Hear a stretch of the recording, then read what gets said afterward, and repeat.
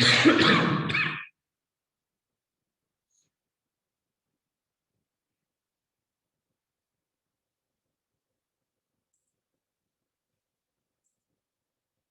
there was a technical error. I think it's resolved now.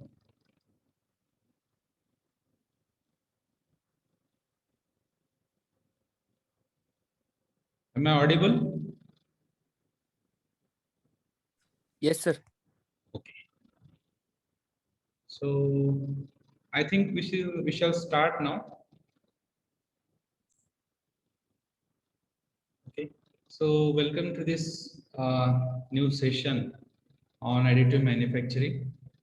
In previous 2-3 lectures, we have gone through different concepts like introduction to additive manufacturing, evolution, right? Then, okay. So currently, I will give you the books, soft copy of books and notes uh, in next week. Okay. So let some lectures get started. Let something. Let us learn first something.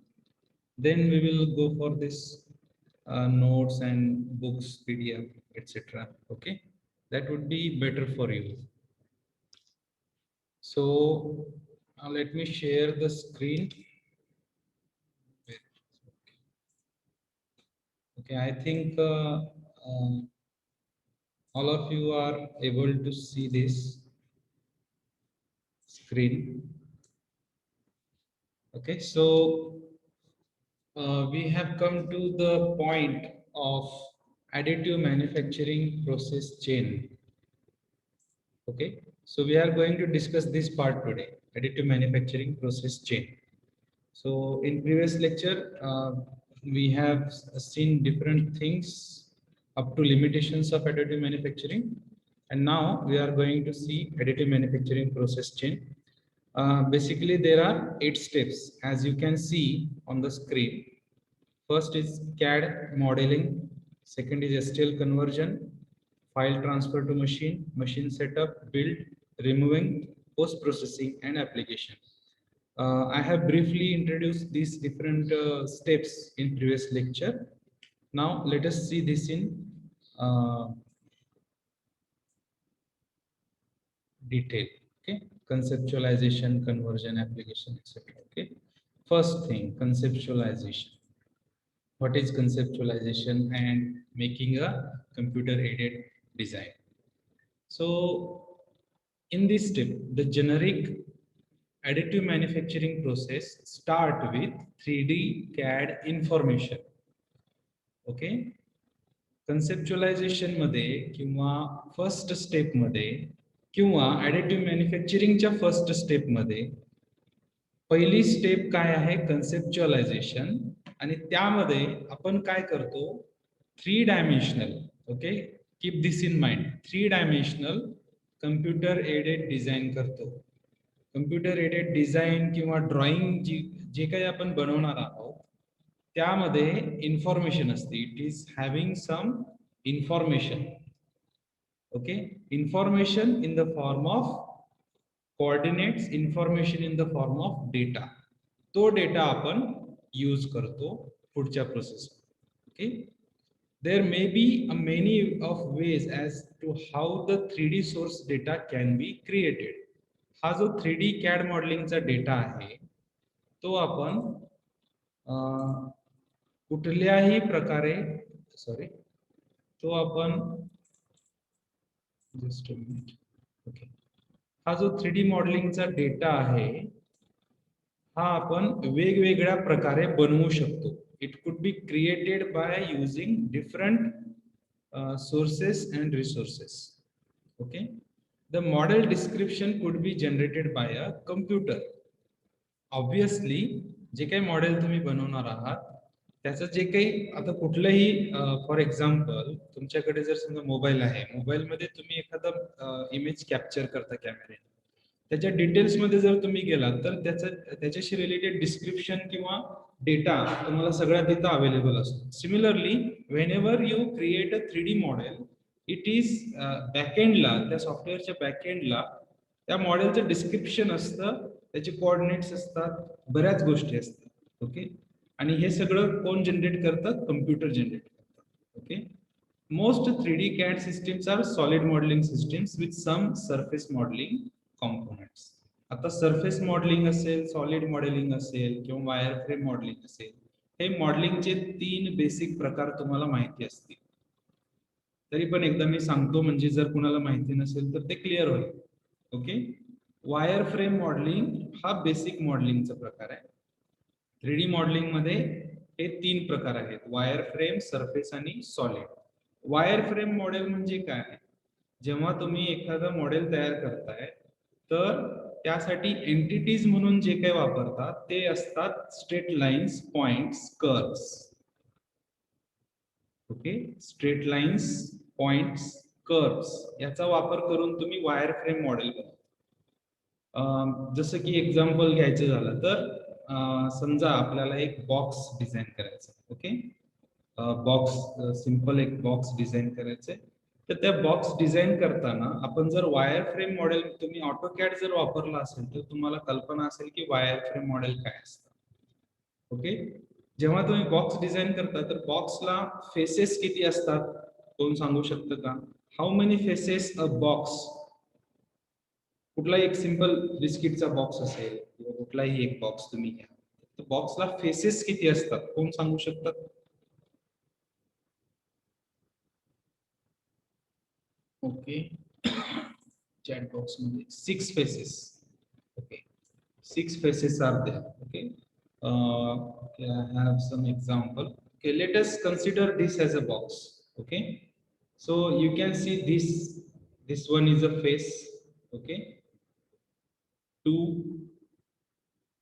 3, 4, 5, 6. Okay, 6 faces are there. आता जर हे faces नसतील आणि आपल्याला ह्या फेसेसचा use न करता box बनवायचा असेल तर आपण काय करू शकतो?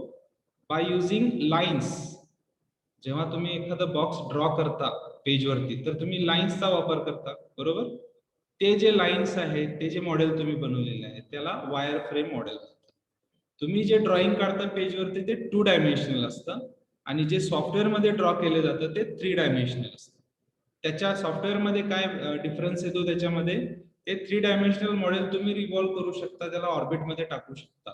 म्हणजे त्याचे सगळे व्ह्यूज तुम्ही वेगवेगळ्या प्रकारे त्याच स्क्रीनवरती बघू शकता. ओके, एक्स, वाय आणि झेड डायरेक्शन मध्ये ते दिलेलं असतं. So I think wire frame model तुम्हाला कळालेलं आहे. ओके, आता सेम बॉक्स आहे. आता आपल्याला फेसेस यूज करायचे, पण त्याच्या आतमध्ये काहीच नाहीये. त्याच्या आतमध्ये सगळं पूर्णपणे मोकळं आहे, रिकामा आहे. या केसमध्ये त्याला आपण सरफेस मॉडेल म्हणतो. ओके, जर तुमच्याकडे घरी एखादा बिस्किटचा किंवा कशाचा बॉक्स असेल, त्याच्या आतमध्ये काहीच नाहीये, पूर्ण मोकळं आहे, ते रिकाम आहे, त्या केसमध्ये it is a surface model. मग जर त्याला आपण कट केलं मधून तर काय दिसेल आपल्याला? आत एक हॉलो पार्ट दिसेल. ओके, हा झाला तुमचा सरफेस मॉडेलिंगचा पार्ट. तिसरा पार्ट येतो तुमचा सॉलिड मॉडेलिंग. सॉलिड मॉडेल मध्ये काय? तोच बॉक्स आहे पण आता तो पूर्णपणे भरीव आहे, भरलेला आहे. ओके, जर याला आपण सेंटर मधून कट केलं तर आपल्याला काय दिसेल? अजून एक छोटा बॉक्स दिसेल किंवा क्यूब दिसेल. ओके, म्हणजे तो पूर्ण भरीव आहे. ओके, तर हे 3 बेसिक मॉडेलिंगचे प्रकार आहेत: wire frame model, surface model आणि सॉलिड मॉडेल. ठीक आहे, आता या तिन्ही पैकी कुठलंही एक मॉडेल तुम्ही ऍडिटिव्ह मॅन्युफॅक्चरिंग साठी यूज करू शकता. ओके, वायर फ्रेम मॉडेल कसं बनवू शकता? तर वायर फ्रेम मॉडेल सुद्धा आपण जनरेट करू शकतो. 3D प्रोटोटाइप किंवा प्रोडक्ट त्या टाइपचा आपण जनरेट करू शकतो. Okay, but it is rarely use. त्याचा यूज काही नाही. ओके, आपल्याला प्रोटोटाइप बनवायचं आहे तर आपल्याला maximum solid modelling system use करावी लागेल, जे भरीव आहे आतमधून. ओके, आणि काही पार्ट त्याचा सरफेस मॉडेलिंगचा कॉम्पोनंट मधून यूज करायचा आहे. असं नाही की फुल टू आपल्याला सॉलिड मॉडेलिंगच यूज करायचं आहे. सॉलिड मॉडेलिंग हा म्हणजे आपण असं म्हणू शकतो की 80 to 90% सॉलिड मॉडेलिंगचा पार्ट येतो आणि सरफेस मॉडेलिंगचा जो रिमेनिंग पार्ट आहे तो सरफेस मॉडेलिंगचा आहे. Wire frame models can be generated by using additive manufacturing, but they are of no use. They are just आपल्याला फक्त ते काही डेमॉन्स्ट्रेशन पर्पज साठी ठेवायचं असेल किंवा काहीतरी आर्टिस्टिक पार्ट बनवायचं असेल त्या ठिकाणी आपण यूज करू शकतो. पण as a engineering point of view आपल्याला प्रोडक्ट डिझाईन करायचं आहे तर त्या केसमध्ये आपण सॉलिड आणि सरफेस यांचं कॉम्बिनेशन यूज करतो. Okay, so this is conceptualization of CAD. आता दुसरा पार्ट येतो conversion to STL. The term STL was derived from stereolithography.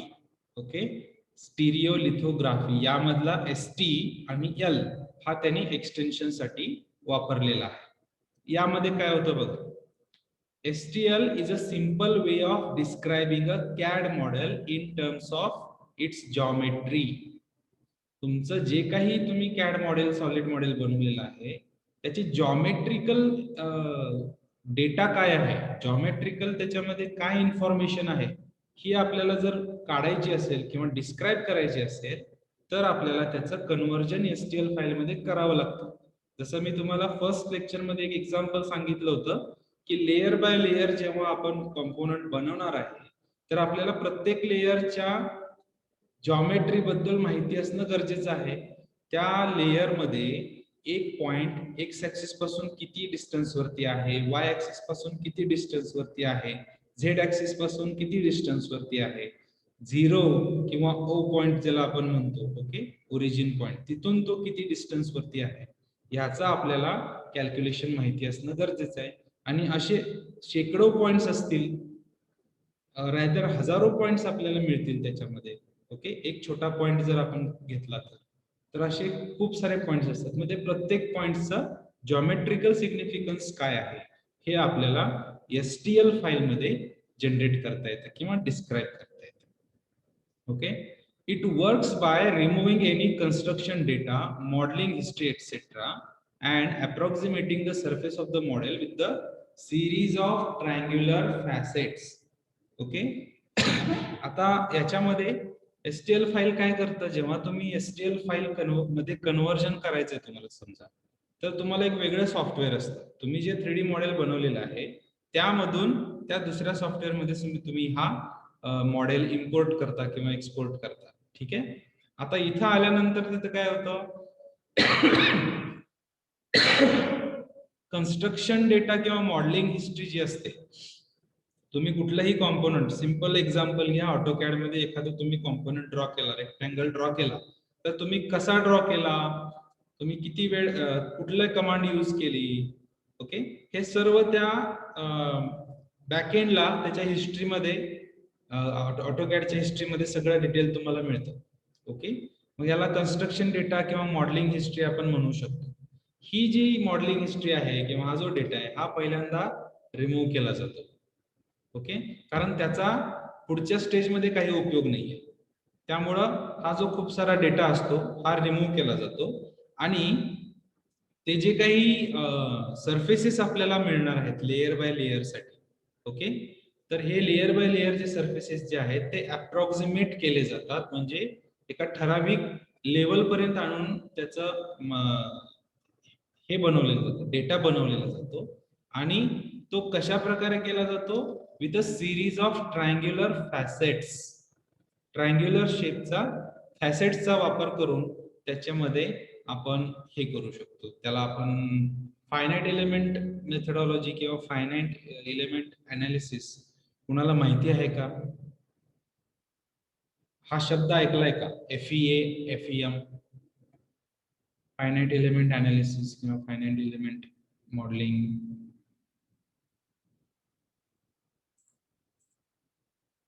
Yes, in Catia. Yes, Catia मध्ये तुम्ही फायनाइट एलिमेंट हे ऐकलं असेल.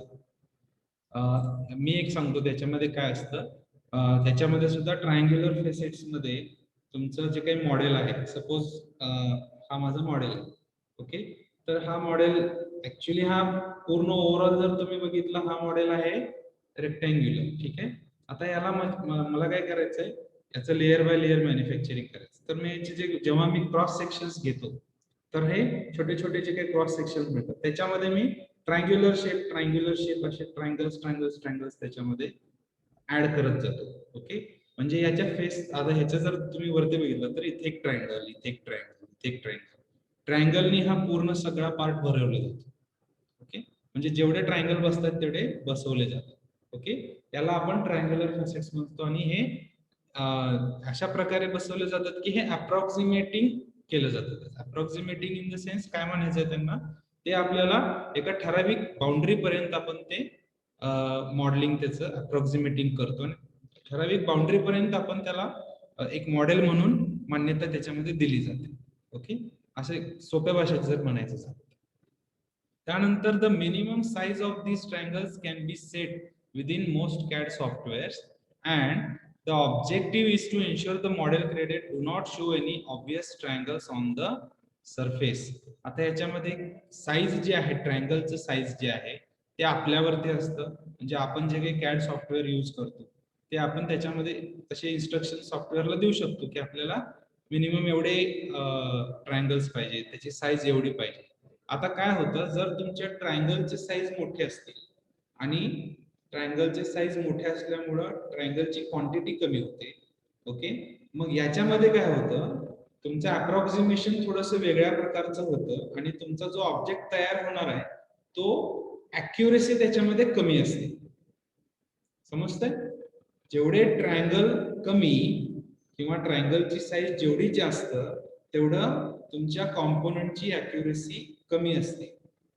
जेवढे ट्रायंगल्स तुमचे जास्त असतील, जेवढ्या ट्रायंगलचं साईज तुमचं कमी असेल, तेवढं तुमच्या मॉडेलचं ऍक्युरेसी जास्त येते. ओके, हे थोडंसं लक्षात घ्या मी काय सांगतो. जेवढे ट्रायंगल्स जास्त तेवढी ऍक्युरेसी जास्त, जेवढे ट्रायंगल्स कमी तेवढी ऍक्युरेसी किंवा precision of the model will be less. Okay, I hope हे तुम्हाला समजलं असेल. आता काय करतो आपण, the process of converting to STL is automatic within the most CAD system. Okay, आपण त्या सॉफ्टवेअर मध्ये जेव्हा मॉडेल आपलं इम्पोर्ट करतोय, एक्सपोर्ट करतो, त्याला आपण एक तिथं इन्स्ट्रक्शन देतो की कन्वर्ट. कन्वर्ट म्हटलं की ते ऑटोमॅटिकली त्याला काही पॅरामीटर्स असतात, त्याला आपल्याला टिक टिक करत जावं लागतं. ते आपण टिक करत गेलो 2-3 पॅरामीटर्स मध्ये, तर ते आपल्याला डायरेक्ट कन्वर्टेड फाईल मिळते. आता STL file repair software is used when there are problems with the file generated by the CAD system that may prevent the part from being built correctly. आता software आपण use करतोय, software मध्ये काही लॅकुनाज असू शकतात. आपण पॅरामीटर्स चेक करताना काहीतरी चुकीचं पॅरामीटर करेक्ट केलं, म्हणजे चुकीचं पॅरामीटर सिलेक्ट केलं, आपल्याला कळालं नाही, नजर चुकीनं झालं. ओके, अशा केसमध्ये काय होतं, ती जी STL फाईल जनरेट होणार आहे, ती STL फाईल चुकीची किंवा वेगळ्या स्वरूपाची जनरेट होते, किंवा त्या बेसिकली एका काही पार्टच्या, एक सपोज कॉम्पोनंट आहे तर एका छोट्या पार्ट मध्ये काहीतरी प्रॉब्लेम जनरेट होते. ओके, त्याचं व्यवस्थित STL फाईल कन्व्हर्जन होत. मग जेव्हा तुम्ही हे कॉम्पोनंट 3D प्रिंटर मध्ये टाकून मॅन्युफॅक्चर करण्यासाठी देता, तेव्हा तो पार्ट जो आहे तो व्यवस्थित बिल्ड होत नाही, त्यामुळे तुमचा पूर्ण कॉम्पोनंटचा लॉस होतो. अशा केसमध्ये you have to use STL file repair software. आता हे कधी यूज करू शकतो आपण रिपेअर सॉफ्टवेअर, जेव्हा आपल्याला जे काही 3D मॉडेल्स मिळणार आहेत ते बाहेरून मिळत आहे. ओके, बाहेरून किंवा दुसऱ्या डिपार्टमेंट मधून आपल्याला आपल्या डिपार्टमेंट मध्ये जर मिळत असतील, तर आपल्याला रिपेअर सॉफ्टवेअर यूज करायची गरज भासू शकते. ठीक आहे, with complex geometries it may be difficult to detect such problems while inspecting the CAD or the subsequently generated STL data. Complex geometries जेव्हा असतात, जेव्हा खूपच त्याच्यामध्ये प्रोफाईल मध्ये कॉम्प्लेक्सिटी असते किंवा शेप मध्ये कॉम्प्लेक्सिटी असते, जॉमेट्रिकल त्याला आपण कॉम्प्लेक्सिटी म्हणू शकतो. तर अशा केसमध्ये हे जे प्रॉब्लेम्स जे आहेत हे डिटेक्ट करणं फार डिफिकल्ट असतं. ओके, त्यामुळं जनरली काय केलं जातं, कॉम्प्लेक्स जर जॉमेट्रीज असतील तर ते वेगवेगळ्या पार्ट्स मध्ये त्याला डिवाइड केलं जातं. म्हणजे एक मोठा पार्ट जर आपल्याला बनवायचा असेल आणि तो खूप कॉम्प्लेक्स असेल तर त्याला फर्स्ट, सेकंड, थर्ड, फोर्थ असे 3 ते 4 पार्ट मध्ये त्याला कन्वर्ट केलं जातं किंवा डिवाइड केलं जातं आणि मग त्याचं मॅन्युफॅक्चरिंग केलं जातं. Okay, if the errors are small then they may even go unnoticed until after the part has been built. छोटासा जर एरर असेल तर तो सुरुवातीला आपल्याला लक्षात येत नाही, जेव्हा पार्ट आपण बनवतो तेव्हाच ते आपल्याला लक्षात येतं. कधी कधी छोटासा एक बर सारखा पार्ट त्याच्यामधून बाहेर आलाय किंवा समजा एक तुम्ही मॅन्युफॅक्चर करताय काहीतरी पार्ट आणि सपोज अशा प्रकारचं काहीतरी एक गिअर तुम्ही मॅन्युफॅक्चर करताय आणि एक छोटासा याच्यामध्ये इथं तुम्ही बघू शकता हा पार्ट इथं थोडासा कट झाला, असा एक छोटासा जर याच्यामध्ये आपल्याला लक्षात येणार नाहीये ना, असा जो पार्ट असेल. ओके, तर हा पूर्ण बिल्ड झाल्यावरतीच आपल्याला लक्षात येतो. तर अशा प्रकारच्या ह्याच्यामध्ये काही गोष्टी आहेत ज्या आपल्याला लक्षात ठेवाव्या लागतात. ठीक आहे. STL is essentially a surface description. Surface जे आहे, मगाशी मी तुम्हाला सांगितलं की ते लेयर बाय लेयर मध्ये आपण सरफेसेस तयार करतो, त्या सरफेसचं ते डिस्क्रिप्शन असतं. The corresponding triangles in the files must be pointing in the correct direction. जे काही ट्रायंगल्स आपण त्याच्यामध्ये पुट करतोय ते व्यवस्थित असले पाहिजे, त्याचं डायरेक्शन व्यवस्थित असलं पाहिजे, त्याचं क्वांटिटी व्यवस्थित असली पाहिजे, त्याची साईज व्यवस्थित असली पाहिजे. त्या सर्व जनरलाइज गोष्टी आहेत ज्या आपल्याला लक्षात घ्यायच्या आहेत. While most errors can be detected and rectified automatically, there may also be a requirement for manual intervention. जरी हे सर्व गोष्टी ऑटोमॅटिकली होत असतील तरी काही केसेसमध्ये कधी कधी आपल्याला मॅन्युअल इंटरव्हेन्शन असणं गरजेचं आहे, कारण सॉफ्टवेअर हे सुद्धा ह्युमन किंवा man has prepared the software. So काही केसमध्ये असं होऊ शकतं की इनपुट देताना काहीतरी चुकीची इनपुट दिली गेली, छोटासा एरर त्याच्यामध्ये राहायला गेला, त्यामुळं पुढच्या पार्ट क्रिएशन मध्ये प्रॉब्लेम आले. तर अशा प्रकारे आपल्याला एरर्स डिटेक्ट करणं हा फार क्रुशियल पार्ट आहे conversion of STL file. Okay, त्यानंतर थर्ड स्टेप स्टार्ट होते. आता हे फाईल वगैरे सगळं एरर वगैरे सगळं काढून आपण एक फाईल stl.stl ची फाईल जनरेट केली. आता ही फाईल आपल्याला 3D प्रिंटर किंवा ॲडिटिव्ह मॅन्युफॅक्चरिंग मशीन जी आहे आपल्याकडे आहे त्या मशीनकडे हे ट्रान्सफर करायचं. कसं करायचं? Once the STL file has been created it can be send directly to the target additive manufacturing machine. आता काही मॅन्युअल प्रोसेस आहेत, काही ऑटोमॅटिक प्रोसेस आहेत, काही प्रोसेस ह्या इंटरनेटचा वापर करून होऊ शकतात. आता आपल्याकडं जे 3D प्रिंटर आहेत किंवा ॲडिटिव्ह मॅन्युफॅक्चरिंग मशीन आहे त्याच्यामध्ये काय सोय आहे, तर STL फाईल आपण पेनड्राईव्ह मध्ये घ्यायची. त्या मशीनला पेनड्राईव्हचा USB पोर्ट आहे, त्याच्यामध्ये ते इन्सर्ट करायचं. त्याच्यावरती एक स्क्रीन आहे, त्या स्क्रीन मध्ये आपण ते डिटेक्ट करू शकतो की कुठली फाईल आहे. त्या फाईलला त्याच्यामध्ये कॉपी करायचं, तर पेनड्राईव्ह आपण रिमूव्ह करायचा. ती कॉपी केलेल्या फाईलला आपण बिल्ड म्हणून इन्स्ट्रक्शन द्यायची. अशा प्रकारे जनरली हे काम केलं जातं. कधी कधी तुम्हाला मॅन्युअली हे सगळं करायची गरज नाही, तर काही मशीन्सला वायफाय थ्रू आपण ऍक्सेस घेऊ शकतो. इंटरनेट केबल त्याला जोडली जाऊ शकते. वाय इंटरनेट तुम्ही इंट्रानेट किंवा इंटरनेट याचा वापर करून देऊ शकता. Okay sir, can we set tolerances and roughness value in 3D printing? Yes, yes, yes. We can set tolerances and reference value in 3D printing. How that is possible? जेव्हा आपण रफनेसचा विचार करतो तेव्हा सरफेस फिनिश बद्दल जर बोलायचं झालं तर लास्ट लेक्चर मध्ये मी तुम्हाला सांगितलं होतं जी नॉझल ते सर्व काम करणार आहे, म्हणजे हे जे 3D प्रिंटिंगचं जे आहे लेयर बाय लेयर जे काम करणार आहे त्या नॉझलचं सेटिंग तुम्ही चेंज करायचं. त्या नॉझल मध्ये जनरली 3 सेटिंग असतात. जनरली म्हणजे जे काही नॉर्मल 3D प्रिंटिंग मशीन आहेत 3 सेटिंग असतात.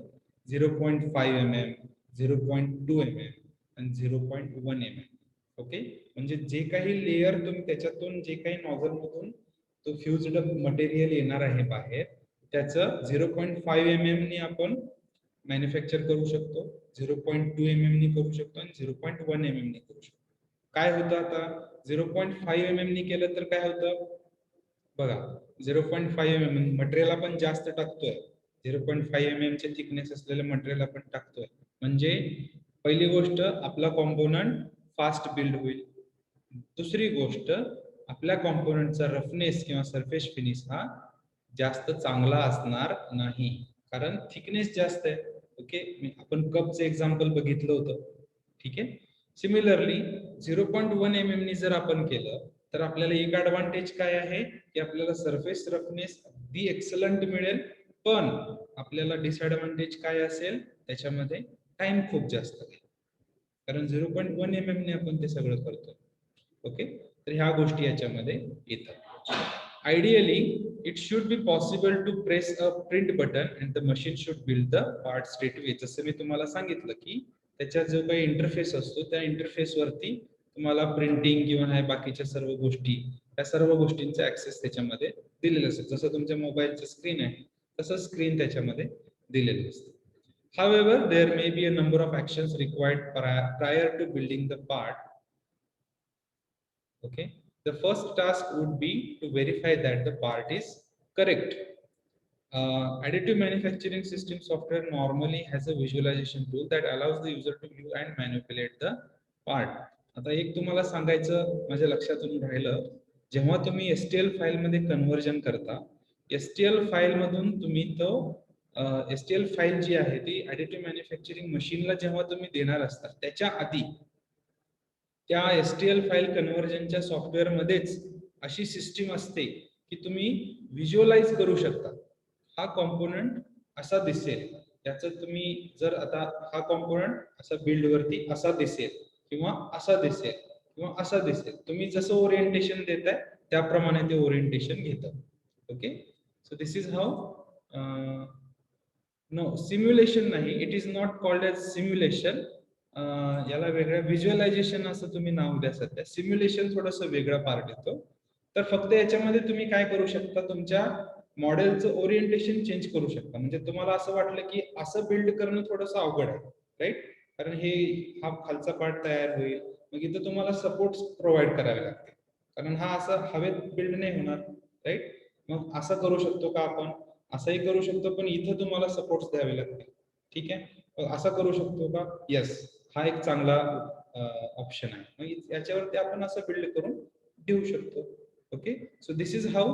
हा एक वेगळा प्रकार असतो जो STL फाईलच्या सॉफ्टवेअर मध्ये किंवा तो जो लेअरिंग सॉफ्टवेअर आहे त्याच्यामध्ये हे अवेलेबल असते. ओके, हे सर्व आपण STL फाईल ऍडिटिव्ह मॅन्युफॅक्चरिंग मशीनला प्रोव्हाइड करतो आणि त्यानंतर त्याचं मॅन्युफॅक्चरिंग आपण, त्याचा जो मशीनचा इंटरफेस आहे त्यामध्ये ह्या सर्व गोष्टी दिलेल्या असतात की आता बिल्ड करा. ओके, मग तिथं बिल्ड करताना जेव्हा तुम्हाला ते सगळ्या गोष्टी दाखवतात की बाबा टेम्परेचर एवढं आहे, याला टेम्परेचर एवढं लागेल, तुम्ही एवढं टेम्परेचर सेट करा. ओके, त्यानंतर वेळ एवढा लागेल, 1 तास लागेल, 2 तास लागेल. ओके, आणि सर्व गोष्टी त्याच्यामध्ये दिसतात, त्यावरून आपण ते समजू शकतो की आता आपण हे प्रिंटिंगला लावलेलं आहे, आता आपण दुसरं बाकीचं काम करू शकतो, किंवा त्याच्यावरती ह्युमन इंटरव्हेन्शन करायचं असेल तर आपण एखादा ऑपरेटर तिथे बसवून त्याला ह्या सर्व गोष्टी सांगू शकतो. ठीक आहे, सो हा एक एवढा पार्ट संपवूयात आणि आजचं लेक्चर आपण ऑफ करूयात, कारण तुमचं नेक्स्ट लेक्चर पण आहे. The user may wish to reposition the part or even change the orientation to allow to be build at a specific location within the machine. जसं मी तुम्हाला सांगितलं, ओरिएंटेशन आपण याच्यामध्ये चेंज करू शकतो. It is quite common to build more than one part in, it is quite common to build more than one part in additive manufacturing machine at a time. त्यामुळे generally काय करतात, एखाद्या additive manufacturing मशीनचा जो base आहे ज्याच्यावरती हे सगळं मॅन्युफॅक्चरिंग होतं, तर generally maximum number of parts त्याच्यामध्ये बसवले जातात. ओके, आता समजा हे आपण एकच पार्ट बनवायचं असेल तर याच्याऐवजी आपण 2-3 वेगवेगळे पार्ट एका वेळी एकच पार्ट बनवण्यापेक्षा 2-3 जर बसत असतील तर ते आपण करू शकतो. It is quite simple. This may be multiples of the same part. Okay, thus requiring a copy function or completely different STL file. आता यामध्ये हा सेम पार्ट पण आपण बनवू शकतो आणि दुसऱ्या टाईपचा पण पार्ट आपण याच्यामध्ये बनवू शकतो. ओके, हा पार्ट पण आहे, हा पार्ट पण आहे. ओके, तशा सेटिंग मध्ये आपल्याला चेंजेस करावे लागतात. Okay, so this is how this step number 3 is being completed. I think you have the next lecture next, so I should be stopping here.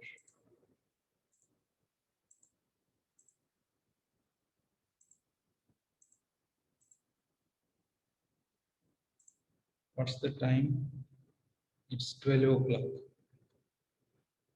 Okay, we will stop here and you can go to your next lecture.